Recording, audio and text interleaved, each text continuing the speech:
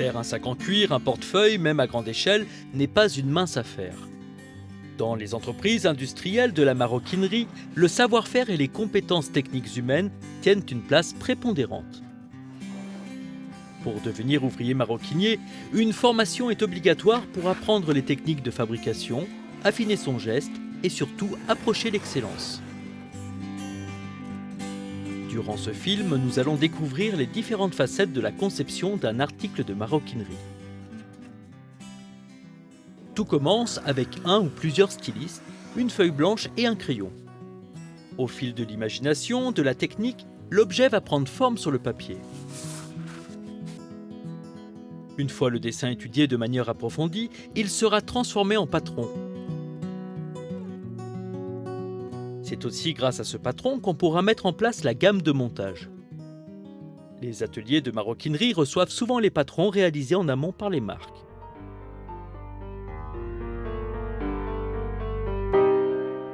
Le cuir est un produit animal. La peau ne présente donc pas les mêmes caractéristiques sur toute sa surface. Ce sera donc à l'ouvrier de lire la peau pour sélectionner les meilleures parties qui donneront une bonne homogénéité au produit fini et assurera une qualité irréprochable. Une fois la peau sélectionnée, on procède à sa découpe suivant le patron. Le cuir sera donc découpé en autant de parties nécessaires au montage de l'objet.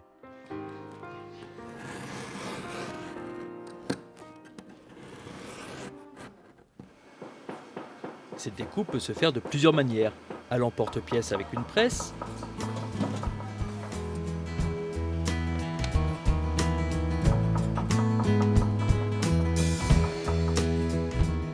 ou à la main avec une lame de coupe.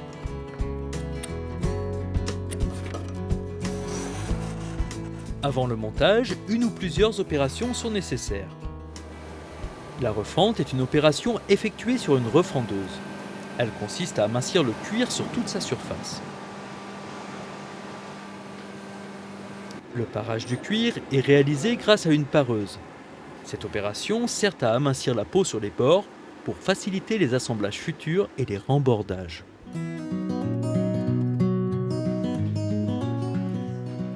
L'encollage ou le collage avant couture peut s'effectuer à l'aide d'un pinceau au fur et à mesure de l'assemblage de l'objet.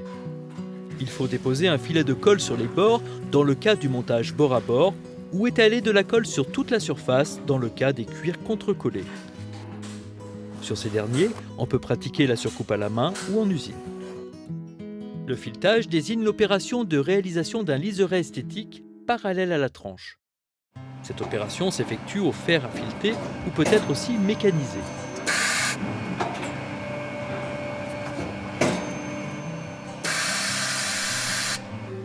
La piqûre de décoration se réalise souvent en fin de cycle sur l'objet fini, mais peut se faire tout au long de l'assemblage de l'objet sur les morceaux de cuir préalablement parés.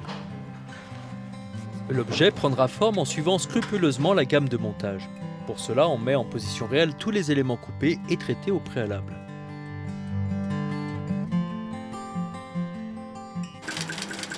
Afin de finaliser l'assemblage de l'objet en cuir, on procède à la piqûre machine ou piqûre main des différentes pièces.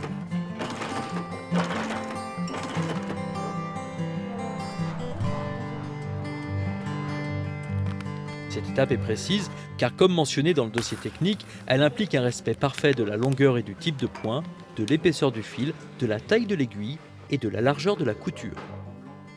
La couture est terminée par des points d'arrêt et un brûlage de fil avec un brûle-fil. Cette opération consiste à uniformiser les tranches des pièces de cuir pour les rendre plus lisses et permettre leur teinture sans problème.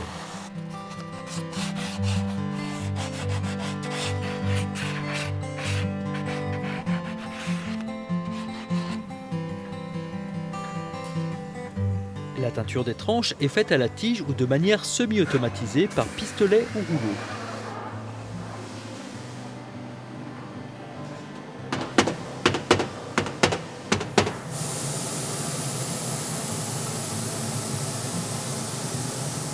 Plusieurs couches sont souvent nécessaires.